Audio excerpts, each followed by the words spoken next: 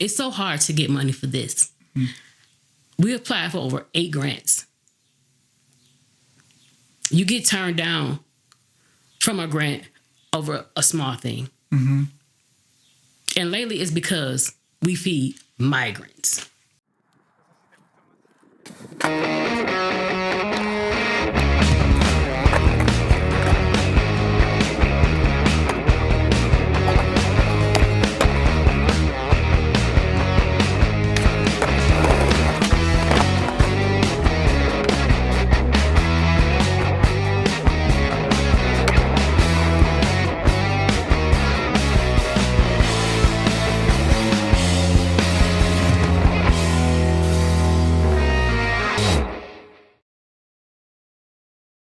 Thanks for watching the Love, Health, Prosperity podcast once again. And this week, again, we have a very special guest who's going to talk to us a little bit about altruism.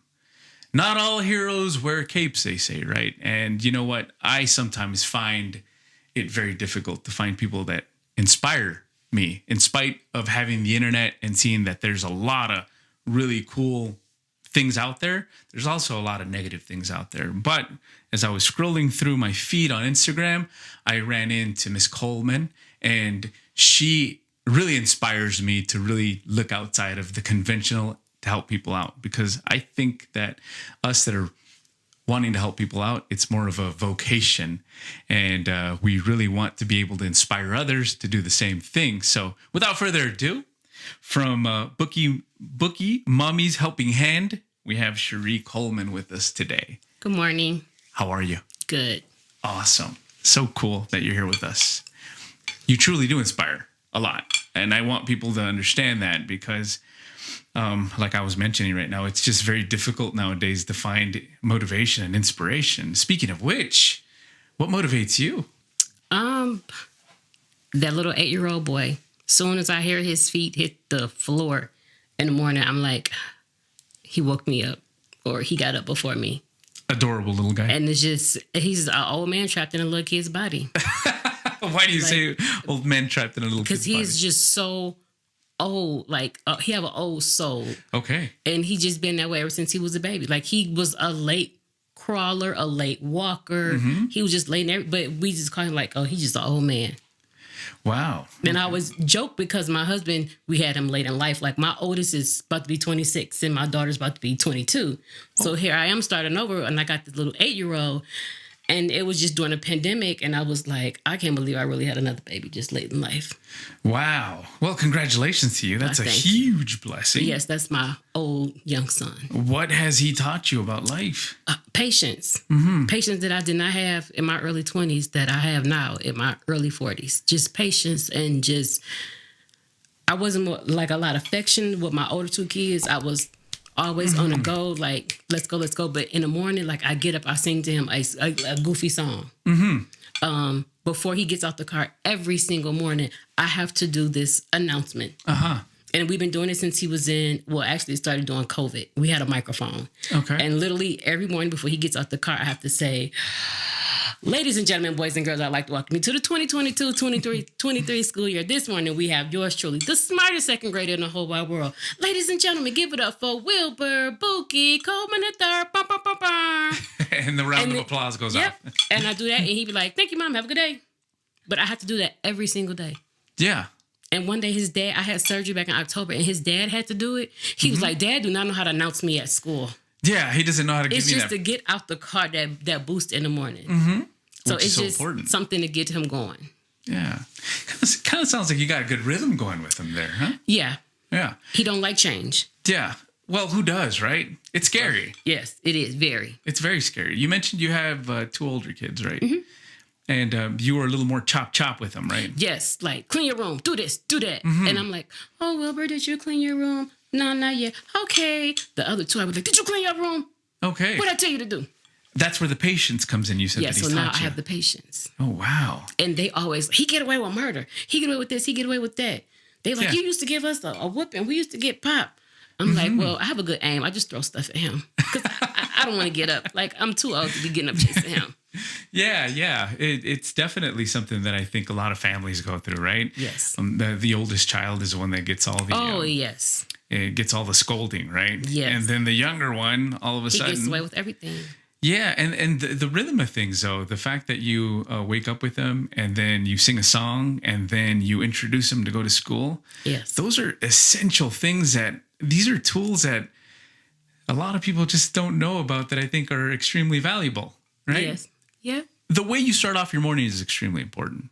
Yes. And a lot of families don't understand that. We have to get a rhythm going to get them in a good mood to be able for them to have a good day. Mm-hmm. Are we both on the same page as that? Yes. I think so, right? So what other things has he inspired you to do? Because what you're doing right now is admirable, like you wouldn't believe. Well, it kind of like started in 2020. Mm-hmm. I mean, everybody's locked in the house during the pandemic. And my husband and I, we just had the TV on like CNN. So him at that time, I think he was in pre-K. Like literally he went on spring break and he never did go back to school. Mm-hmm. And that he was in pre-K. So we sitting there, we watching the first time we heard about coronavirus was the day after Christmas. Mm-hmm. That was 2019. And it was like, oh, a big virus is going to come. And then I grew up raised by my grandmother, so I've always had cleaning supplies like in the house. Mm-hmm. So they was like, well, you need to get disinfectant. So I was like, well, let me kind of like stock up. Mm-hmm. So it got to the point like in March, and he was like, well, I can't go outside because I kept saying it's the cooties. The cooties outside. And he'll go look at the blinds and he'd be like, well, I don't think the cooties outside. Can I go outside, ride my scooter? Mm-hmm. So I'm like, okay, just don't go by nobody. And then one day he said, well, if we give everybody some Clorox wipes by our house, can that make coronavirus go away? And it started him giving it to UPS, just the garbage man, recycling man every Friday, because those was the essential workers that couldn't get out and go to the store at 6 a.m. Mm-hmm. But I had the ability to go out. I mean, I was hitting like 5 Walmarts in 1 hour. Mm-hmm. And people was like, you're a hawk, you was this, you that. I never did tell anybody what I was doing. Mm-hmm. I would post little different things here and there, or he would go outside. As soon as he hear like the ice cream truck, he would go out there and give them like Lysol. Mm-hmm. So I think we sent over like 153 boxes to people like Detroit, California, Atlanta. I mean, I was like, I don't want to get in trouble for sending wipes, but I'm like, well, if they buying it from Amazon, it's shipped. You didn't struggle with the post office. Yeah, well, the post office. Because you can't like ship like anything that's like hazardous or flame, anything air flame. I'm like, no. Or even the supplies though, because everything was in demand right now. I mean, I know I was having a difficult time finding some disinfectant spray, right? Mm-hmm. Did you run into the same problems as well? No, because I had a routine going. I knew Walmart stocked they stocked every night. So I was going to the stores 30 minutes before they closed. That's what I call a life hack. And then I would get up. I would be the first one in line every morning. Mm-hmm. And then during that time, I will always see this man standing outside. He was sleeping on a cardboard box. Mm-hmm. And this particular day, it was so cold outside. And I was like, oh, I need to get some socks. Mm-hmm. So I had to run down the stairs, go in the garage. And in the garage, the floor was cold. And I was like, oh, this floor is cold. Mm-hmm. Then I got dressed. By the time I get ready to go to Walmart, I looked by GameStop. And I was like, if my feet were cold on the ground in the garage, I can only imagine how that man feel. Yeah. So right then and there, I was like, you know what? I'm going to buy him a sleeping bag. Okay. Just out of nowhere. But my son used to see him all the time. I never did. I mean, I would see him, but I didn't see him. But he never had a sign. Mm-hmm. He never said, like, I'll work for food or anything. You would see people just give him stuff. And then one day we did see a homeless guy, like on, like Zaragoza, turning to get on the loop to go home. And he said, why does he always have food on his sign? I'm like, who got a sign say food? Where's some food at? What you talking about? He said, that man right there. Mm-hmm. And he is a backseat watcher. Like, he would tell you the minute you turned the wrong way. You don't even know where we going. Mm-hmm. Like, how you backseat driver? How you gonna tell me where I'm going? So he didn't miss a beat. Mm-hmm. Like, from the age of 2, he told my husband how to get to his godmother's house. And she lives all the way in the Northeast. And we live on the West Side. And I'm like, you took directions from a 2-year-old. But he's always been an old soul. Mm-hmm. So I had to explain. I was like, oh, because he's homeless. Well, what is homeless? Oh, my God. I was like, how do I explain homeless to this little 5-year-old little boy? Mm-hmm. I'm like, Well, homeless is someone that don't have a home. Everyone has a home. Why don't he have a home? Oh, my God. Yeah. Well, everyone doesn't have a family. Everyone has a mommy and a daddy and a sister and a brother. And I'm like, how can I break this down? Because my older 2 kids, I would tell them anything. I mean, I told them the most craziest stuff. They call me now like, Mom, I can't believe you told me. I'm like, I just told you that to shut you up. But this one, I have to remind myself, I can't tell him just anything because he repeats everything. And he waits till he get in front of the company and be like, Mom, remember when you said blah, blah, blah, blah, blah? And I'm looking like, boy, I'm not your mama. Don't be telling nobody I said that. Kids say the darndest things, don't In front of company. So I was like, okay. So he said, well, he don't have a home? Well, why can't he get something to eat? I said, well, maybe he don't have any money. And he said, well, can we bring him home? I said, well, he's not a pet. No, we can't bring him home. He said, well, can we bring him something to eat? I said, sure. So we went home, got something to eat, came back, wrapped it up, gave it to him. Where is it? You that gave it to him, or did your son? No, we went in the house and we literally got some leftover dinner from the night before. And we just heated up and I put it in a to-go box. Actually, I didn't even have to-go boxes then. I had a paper plate and aluminum foil. Okay. And I wrapped it up and gave it to him. Okay. And literally, that was the longest light ever in history because I'm handed out the window with a bottle of water. And literally, I don't like to watch them eat. I want them to have that moment with themselves. And literally, he was just... started praying. And then he ate. And I was like, I don't want to see this. I don't want to see this. I don't want to see it. And then he was like, he ate all his food, Mommy. And I'm like, before the light even changed? And I didn't want to look. And then he just wiped his mouth and he was like... wow. Okay. So, and the inside, that was like the end of 2019. Food for the soul right there. So our goal was... no, that was end of 2020. So our goal was in 2021, we're not going to throw any food in the trash. So I was like, okay, how am I going to go about this? Looked it up, Googled it, just how can I do without getting in trouble? I got to make sure it wasn't illegal. Do I have to go get a food handler's card? What are they going to ask me? So we did it for about 4 months, just out of pocket, running through my savings account. That must have been tough. Yes. Especially after, I was a hairstylist. So therefore, I kind of shut my business down because COVID had hit. So I wasn't doing anybody's hair. So I was like, okay, well, we're just going to do this and this. So we started off just making 10 plates and we were just going around the east side. And then we just so happens to turn and we downtown one day. And it was like he was spotting a homeless person like he was playing hide and seek. Yeah. And one day we were driving. And he was like, stop, they're homeless. I'm like, boy, they are waiting on the bus. Them people is not homeless. And he would just say like, Mama, I see a homeless person. And here I am doing a U-turn in the middle of the street, just trying to give them a plate.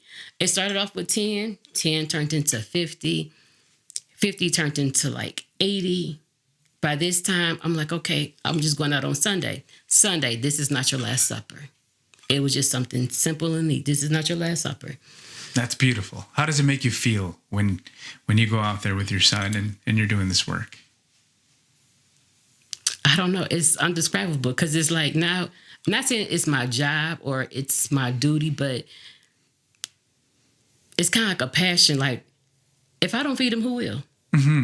Because the ones that I was seeing from the beginning when we first started, and I would take a picture here and there, and just to see how small their face is and drawn up and how they look till now, their face is fuller. Healthier. Yes. One dude, he's told me, man, you don't know when the last time I went to sleep on a full stomach. And I'm like, what you talking about? He said, you normally I have to drink water just to go to sleep. Another man said, I haven't had a full course meal and I don't know how long. Just the other night with the migrants, we did 300 salad cups. I was like, what is something small, simple, and easy? Went to the food bank. I go every Monday. You have to get 5 boxes of tomatoes to get a box of chips. So I was like, okay, 5 boxes of tomatoes, that's nothing to me. I can go home and make these little salad cups. So I made all these little salad cups, and then they gave out a box of bananas. So I was like, do I really want to take the bananas? I said, might as well. They were coming for the bananas, and the man was like, gracias, gracias, gracias. Man, I've been here 16 years. I don't know a speak of Spanish. All I know how to do is order drinks and food. That is it. And I know a little bit of money. And he was like, And I said, I did like this, like, you good? He was like, I haven't had a fresh banana in months. And I almost left those bananas at home. Yeah. A whole box. And after one little boy came and got a banana, he was just, And I was like, over a banana? I'm like, wow. And it's like something so small that I probably would have, like, if I see a net in the house, like, this banana got to go. Y'all got 2 days to eat this banana. It's going in the trash. Do you think we live in a world that's, just lost a lot of compassion? Yes. Yeah. Yes, because I look at stuff totally different now. When Bookie and I were making these bags, I think it was last year for Christmas. We had put like the little care package bag together. It used to cost us like $22 to make a bag. But since Dollar Tree added that quarter, now it's $1.25. So now it takes us $43 to complete one bag. So we passed out, I think, like maybe about 40 bags. And this lady, as soon as she opened up, she said, "Oh, a full bar of soap." She said, "I haven't had a full bar of soap in years." Wow. And I'm like, my soap get this small, and I'm tossing it. A lot of things that we take for granted, don't we? Yes, a lot. What do you think about how parents right now are educating their kids? I mean, because what I see you doing right now is very special. I know Bookie right now is going to grow up to have a lot of success with what he's doing and the movements, what he's contributing to with you is so important, so special that he's going to be an agent of change. He already is an agent of change, right? It's I try to limit him to a certain amount of stuff that he sees when he goes out with me. Like the other night, I didn't let him go out because he had to do his spelling words. But the time before, when we went, the first time, last August, I was like, I'm noticing a lot of new faces. I'm like, he ain't homeless. He got on Adidas. Not saying like, oh, I'm like the homeless, agent watch. Like I can tell if you got dirt under your fingernails or not. But I was like, he don't look like he homeless. Where he come from? But I was like, this Spanish is different. Like it's like a je ne sais quoi. Like it got a little accent. It'll have like a little ting on it, like El Paso. So I was asking my friend, I said, where they come from? And she said, oh, girl, they coming from across the border. And I was like, okay. And then literally a bit after that, that's when I started hearing about the migrants coming over and this is that and the third. And I was like, oh, okay. So I would have him out there. And then one time we went down by the bus station to pass out soup. He was like, oh, they're having a block party. And I'm like, this is not a block party. Yeah. And he was like, yeah, it's a block party. They're playing music. Everyone's out. And I'm like, yeah, I'm not bringing you back down here with me. You think this is a party. So I limited what he can see, but he's at home stuffing bags and he is putting 15 Q-tips in a Ziploc bag and we wrap it up, put a little tape around. He do a lot of man work, like a lot of work. But like going out, I let him go just a little bit. Like when he was out, last Wednesday, he seen a little boy and the little boy came up to me. He said something to him, but it was in Spanish. And he said, And then the little boy did like that to him and he took off running. And then Bookie was getting ready to chase after him. I'm like, hey, this is not a game of tag. Get back over here and pass out these waters. Yeah, they understand each other, right? Yeah, Kids. and I said, that is how you communicate with kids. He didn't know English. He didn't know Spanish. But he know you're it. Yeah. He knew that. So I was like, you're not about to play tag. No. Well, it's so important what you're doing because we're being bombarded with a bunch of stuff right now in the media, right? The kids are all consumed with technology, being on the phone, not really paying attention and focusing on the true matters of life, right? I remember growing up, it was a struggle. We talked about, public housing and food stamps and things of that nature. And the way our children are being raised now is a lot different. I know with my daughter today is like, hey, can we go grab a Starbucks and croissant? And I'm like, okay, right? Yeah. So we go and we buy $10 or $12 or something like that. And I'm like, wow. It's like I was trying to make $1 out of 15 cents back then, right? It was a lot more difficult back then. So I'm thinking that as adults, we need to change that. What do you think? Yes, because these kids, they do not value $1. Like he would be like, oh, can I see your phone? I'm like, you're not ordering anything. And he was like, oh, but I wanted Panda Express. I'm like, I cooked. Oh, but I didn't have a taste for that. You're 8. What you mean you don't have a taste for that? Do you know when I was 8, it was either I eat this or I went to bed hungry. I didn't have a choice. But like kids today, I don't know. I always say this generation. And I was like, when did I wake up old? Like this generation, like y'all, something wrong with y'all. Y'all think everything is supposed to be handed and gifted to y'all. And like this morning, which I will never put the news on again while I'm getting him ready for school. Yeah. I'm sitting there, we listening to the news as he's getting ready. And he was like, so how do they get here? And I'm like, oh, where they walk? And he's like, well, how long does it take? I'm like, oh yeah, it take about 3 months. You remember what the lady had told us? It take 3 months. And he said, they use the Underground Railroad. And I was like, get your backpack and get in the car. Like, are you serious this morning? The Underground Railroad? Is that what you're doing to me this morning? Okay. Yeah. So no. But I mean, I had a lady tell me that she got raped 5 times on the way here. Yeah. A lot of those stories are very, very hard to hear. I guess between Puerto Rico and Venezuela, it's like a swamp or a jungle. It's Venezuela coming up towards the north. They have to pass a very, I want to say forest. It's got wild animals. It's got snakes. It's got a bunch of stuff. Because the lady kept saying jungle. And he was like, Mama, she mean like Jurassic Park? And I was like, why did I bring you today of all days? Yeah. And then she was saying that. And then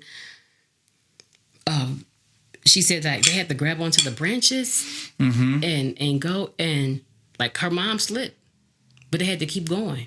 And I'm like, how do you live with that? Like your mom fell to her death and y'all couldn't stop, help, save. I would be somewhere at behavioral health right now. Yeah. There's no way I could just, me, my mom and brother, and we all walking, trying to, come over here, and my mom fell to her death. We got to keep going? Oh, no. Yeah. It's definitely something difficult to listen to. And for them to open up and talk about it, that's also something hard because sometimes you say to yourself, well, what do I do? How do I give them, the support and encouragement they may need to look forward, right? It's just very difficult. It is very, very, very difficult. So how did you come up with Bookie and Mommy's Helping Hand on Instagram? Well... Or on social media, rather. It's because, I don't know. Because I was like, I don't have because we was going out so much, and then like my other Instagram fan base is kind of big. And then they was like, well, y'all need a name. And I'm like, well, it's just Bookie. Like, he's want to hand out everything. He hand out like all of my wipes and everything. Anybody came past, he's like, you need Clorox wipes. And I'm like, little boy, we need these. Because every day I was getting up, just wiping down the doorknob handles and the light switches and stuff. And then he was like, we just got to help him. I was like, well, you just going to give him a helping hand. And he's like, you going to help me? And I went to sleep and I woke up and I said, Bookie and Mommy's Helping Hand. Okay. So he took the leadership there, right? Yes. He tells everybody. We did a career day at 2 schools, and we did one for his school. He was like, yeah, this is my mom, but I'm her boss. I was like, great way to introduce me. He sounds like a really cool kid. Oh, yes. Can't wait There's to meet never I told him about this, and he was like, so you're going to sign me out? And I was like, no. He was like, is it going to be on TV? And I was like... You mean I'm not going to the podcast? No, and he was like, is it going to be on TV? And I was like, no, it's a podcast. He was like a radio? I was like, yeah. He's like, are you going to the radio station? I'm like, no. So it's always 101 questions with him. That's why I have to watch what I tell him, because he'd be like, that's not right. Because last time you told me blah, blah, blah, blah, blah. And I'm like, why did I even tell him that? But yeah. Kids are curious. They're going to ask for sure. He's just an old man in a little kid's body. So how do you deal with compassion fatigue or burnout, like they call it? How do you manage that? Because that must be tough for you.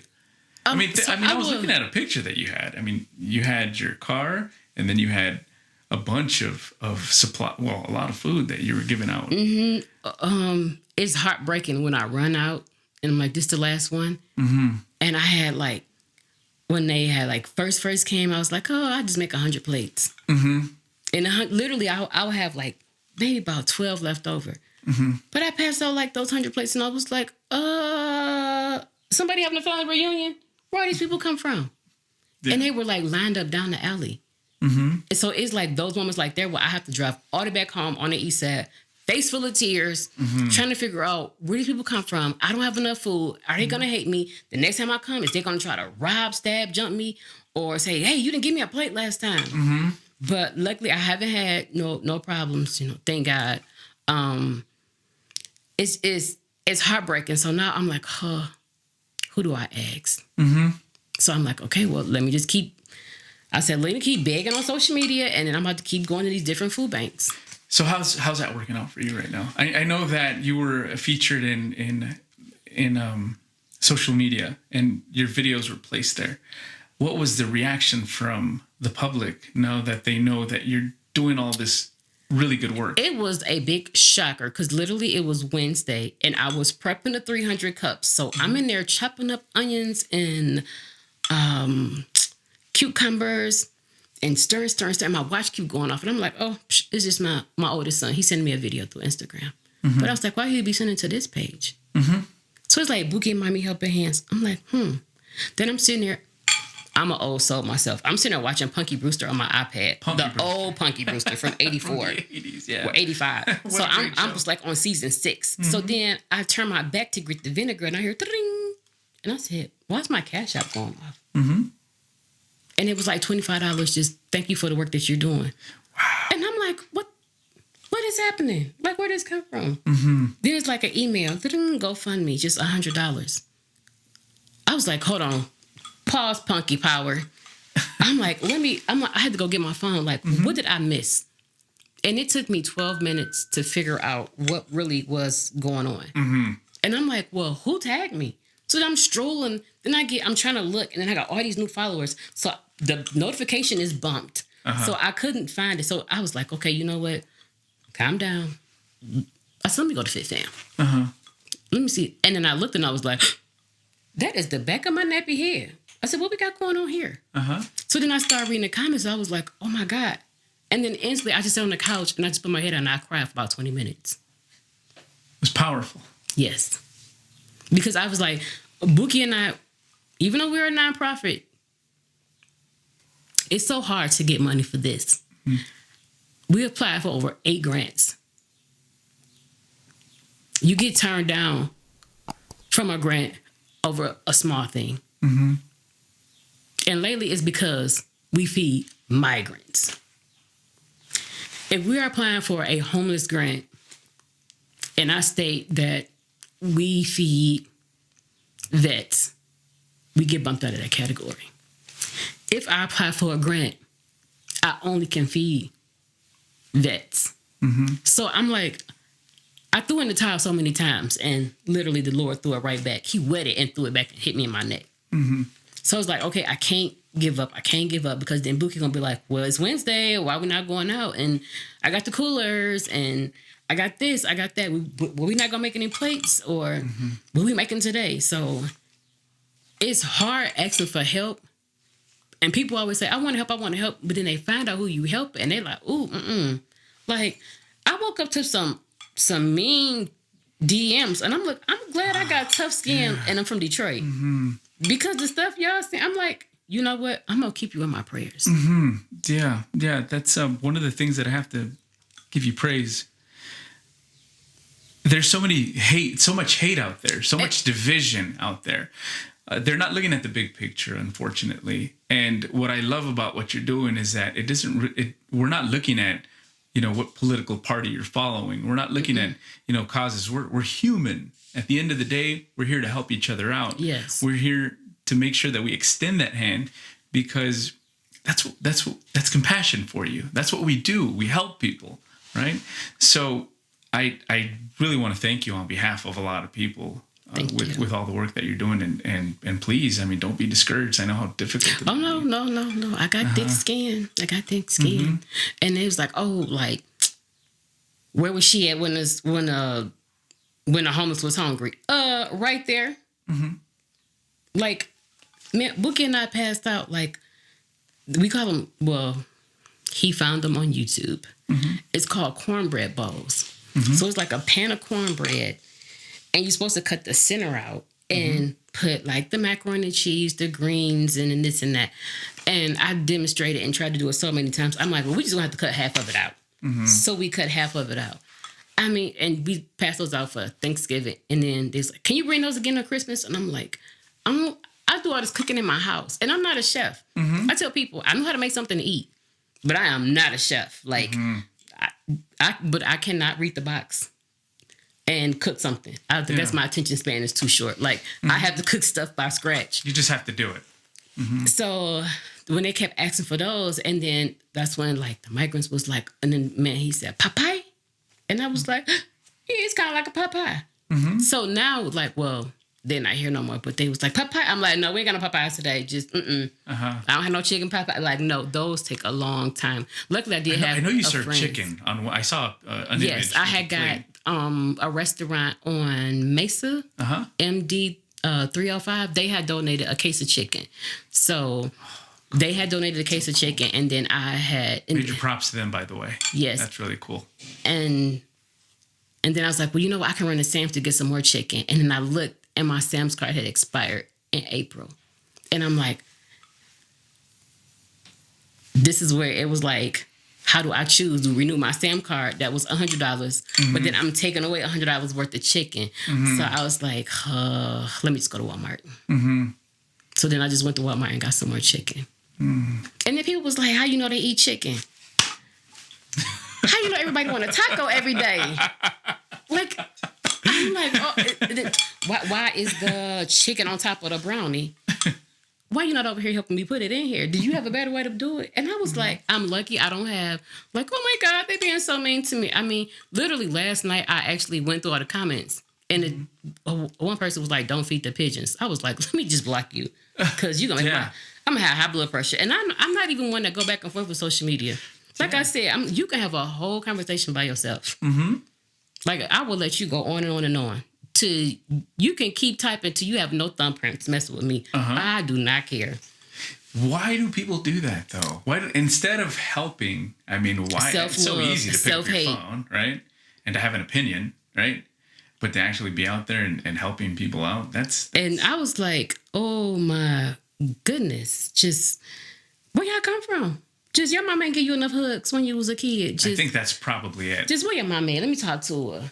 Just, I don't know. It like I said, it's something within, something inside. Just, I'm like, who? Like, you wake up and choose violence every morning? Just, today I'm going to be a bully on social media. You be a bully by yourself, because I'm going to be at home in my kitchen watching Punky Brewster cooking. Wow. That is awesome that you're saying this.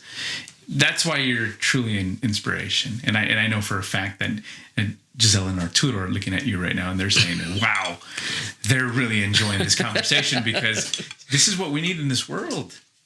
We need to inspire people. We need to let them know that, there are people with huge hearts that are willing to help people out, regardless of the situation. We're here to help. That's what we do, right? We're not looking at those things that divide us as a community, because I keep saying, like, that's a child of God. Oh, why are you going out and finding them? And I'm looking like, if you go back to just one of my old videos, that is one of my drop-off spots. So now I have the homeless fussing, like, Miss Mama. They call me Miss Mama. Miss Mama, don't be giving them my food. So I was like, you know what? I have one person, they have a cell phone, and I know they can get the word up. I said, hey, tell them to meet me at Family Dollar at 7 o'clock. And so I pulled up at Family Dollar. I said, what y'all doing out here? Who y'all waiting on? They told us to meet. You was coming at 7 o'clock. You was going to give us our food. Because I was running out of food. And my regular ones I've been feeding for the last 2 years, they're like, where my food at? And I'm like, I thought you was in line. So now I have like a migrants line, and then I have the homeless line. And I'm like, it's one line. They like, I'm not getting over there because I ain't going to get a plate. Just give me my plate now. And I'm like, you cutting the line. So, a deli had reached out to me like 2 weeks ago, and I probably can go the rest of my life without seeing another piece of lunch meat. Like, I had made over 200 sandwiches, and I was like, oh, this is going to be easy. Yeah. I was like, oh my God, I have to get another piece of lettuce, cheese, or tomato and put it together with a slice of bread and then a Ziploc bag. But then, they was like, oh my God, like, thank you, gracias. And I was like, oh, you're welcome. But I was like, I can go the rest of my life without making another sandwich. Yeah. I know it could be very difficult. And that's the whole thing that we're talking about right now with the compassion fatigue and the thing with empathy. It's very difficult. It really is. But the fact that you're doing it every day. Yeah, it's not for the weak. Mm-hmm. It's not for the weak. Yeah, no, definitely. You have to be extremely strong. And you have that big inspiration, which is your son that's always with you. Yes, because he's like, we ran out of food. Can we back and go get some more? And I'm like, boy, we don't have no food. Like, right now, I have some juice and maybe some eggs in my refrigerator. And then my husband was like, so I guess me and the homeless ain't gonna eat today. I'm like, I'm about to cook. Just wait a minute. Hold on. Give me a second. I'm like, I have food in the garage refrigerator. So literally, it's not for the week. Because if I run out of food, and I'm like, oh my God, like, I don't know when the last person ate. Or a lady was like, told me she haven't had a hot meal in 3 months. So that's how it really got started with the homeless. We would make, a meat, a vegetable, a starch, and we always have a dessert. And the number one meal that I hear the most war stories, as I call them, is meatloaf, mashed potatoes with gravy and peas. And I always make a homemade pound cake. And I've been slipping because I was like, oh, it's getting hot. So normally I've been getting like Walmart cakes. And the first thing they say, Miss Mama, this is not a homemade cake. I'm like, it is too hot to turn the oven on. You better take that Walmart cake and hush. So we try to get them just a home cooked meal. Yeah. But the meatloaf, that is, Mama, I remember 4th grade. My mom used to make meatloaf once a month on Thursdays. And I'm like, I sit there and I listen to the stories. My grandma used to make the best meatloaf. She used to put blah, blah, blah, blah. And the one dude said, man, yeah, he was a chef from Louisiana. He got caught up in the Katrina. Then in a 3-month span, each month, his mama, his wife, and his sister passed away. And he kind of checked out on life. And he ended up here, tried to do something, ended up going to jail. So he was a chef, and he said, I'm going to give you some recipes. I said, well, all right, then give me some recipes. So he was like my critique just every week. He said, let me see what we have. And he said, yeah, I could taste this. You use celery seasoning, don't you? And I'm like, oh, he's that good, huh? And I'm like, oh, you got an expensive. So I used to call him Chef Ramsay. So everybody have a nickname. I'm like, okay, Chef Ramsay. So everybody, I never knew anybody's real name. I just call them by nicknames. But that was my Chef Ramsay. Yeah, well, that's cool. You have somewhat of a team then. Oh, yeah. Put together, right? When I pull up, I mean, they be like, now I hear a whistle, and it just single file line, everybody line up. And Bookie used to be in the back seat.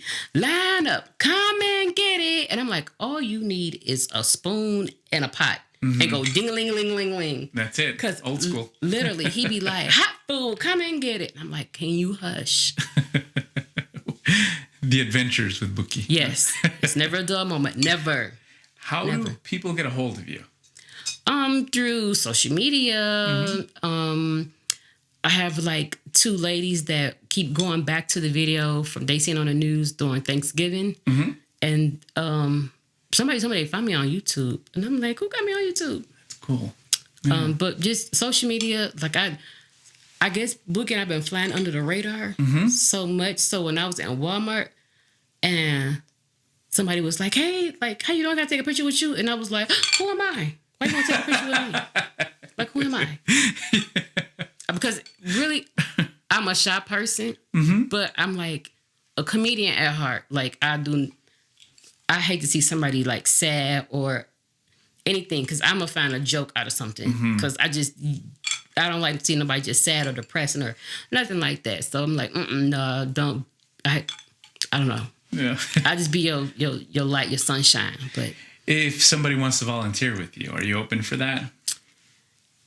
Yes, as long as they don't be pulling their phones out. Because nowadays, and everybody like, well, why she got to record herself? Well, if my nonprofit is based on us feeding the homeless and the migrants, and say I have somebody that wants to donate $500, and the next thing you know, you see me in this nice, pretty dress, you're going to think I bought that with the donation money. So, no.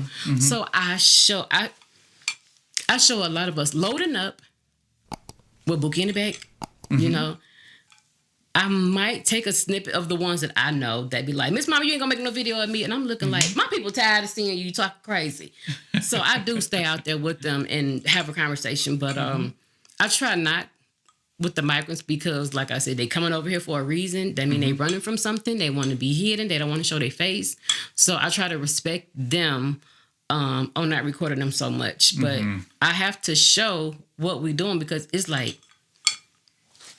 I get talked about if I do. I get talked about if I don't. Yeah. So you just do it, and that's. So I'm like, I'm just gonna take snippets. But I do have a gentleman, TJ. Actually, he graduated tonight. Okay. Congratulations. He was getting volunteer hours. Okay. So he would come and I had to tell him like, hey, it's gonna go quick. You got to pass the food out. And then he was like, hey, like they taking the food out of my hand. I'm like, cause you moving too slow. So you have to go like this. Yeah.